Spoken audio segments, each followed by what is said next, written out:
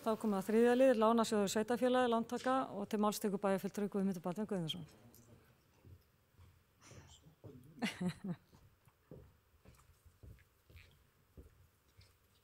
Forseti, ágætu bæjarfulltrúar, hér lagður fram liður 4 í fundargerð bæjarráðs frá 7. maí síðastliðinn, en þá samþykkti bæjarráð framlagða lánasamning við Lánasjóð sveitarfélagi upp á 500 milljónir króna.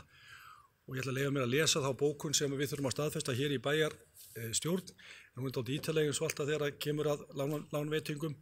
En bæjarstjórn Akureyrarbæjar samþykkir að taka lán hjá Lánasjóði sveitarfélaga að höfuðstólsfjárhæð 500 milljónir króna til 14 ára með jöfnum 27 afborgunum ásamt vöxtum og verðbótum.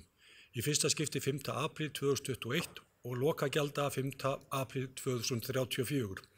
Í samræmi við skilmála að lánasamningi sem liggja fyrir á fundinum og bæjarstjórn hefur kynnt sér.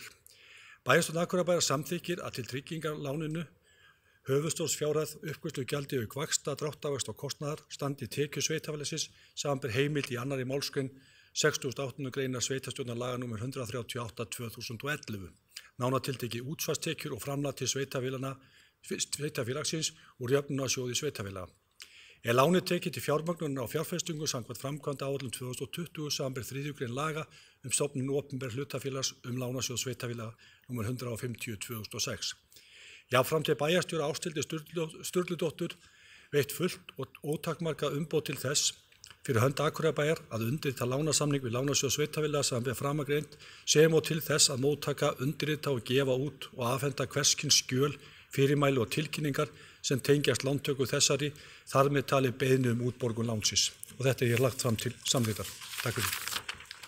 Það bæjarfulltrúi Guðmundur Baldvin Guðmundsson lokið máli sínu, orðið er laust. Sem enginn hefur kvatt sér hljóðs, þeir sem geta samþykkt þessa lántöku gefið merki. Það er 11.